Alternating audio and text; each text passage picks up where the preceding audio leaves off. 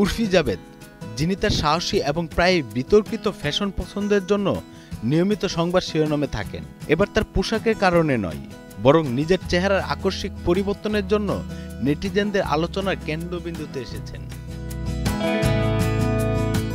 সম্প্রতি সোশ্যাল মিডিয়ায় ভাইরাল হওয়া কিছু ছবি ও ভিডিওতে উর্ফির মুখ ও ঠোঁট অস্বাভাবিকভাবে ফোলা দেখা গেছে, যা দেখে তার ভক্তদের মধ্যে উদ্বেগ ছড়িয়ে পড়েছে। অনেকে তার স্বাস্থ্য নিয়ে প্রশ্ন তুলছেন এবং কেউ কেউ অ্যালার্জির আশঙ্কাও প্রকাশ করছেন।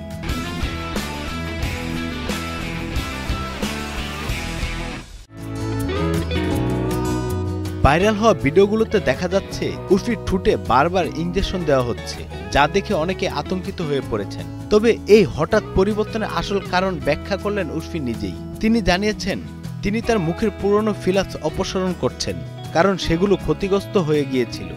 এই প্রক্রিয়াটি অত্যন্ত যন্ত্রণাদায়ক বলেও তিনি সবাইকে সতর্ক করেছেন। উর্ফি এর আগেও স্বীকার করেছিলেন যে তিনি তার ঠোঁটের ফিলাপস ও বুটক্স ব্যবহার করছেন। এবার তিনি আরও জানিয়েছেন ভবিষ্যতে তিনি আরও ফিলাপস করবেন, তবে এবার সুচ ব্যবহার না করে অন্য পদ্ধতি অবলম্বন করবেন। সম্প্রতি আরও একটি ভিডিওতে উর্ফির চোখ মুখ অ্যালার্জির কারণে ফুলে গিয়েছিল। সে সময় তিনি চিকিৎসকের পরামর্শ চেয়ে সামাজিক মাধ্যমে ছবি পোস্ট করেছিলেন। উর্ফির এই ধরনের খোলামেলা স্বীকারোক্তি এবং তার অভিজ্ঞতা শেয়ার করার বিষয়টি নিয়ে সামাজিক মাধ্যমে মিশ্র প্রতিক্রিয়া দেখা যাচ্ছে।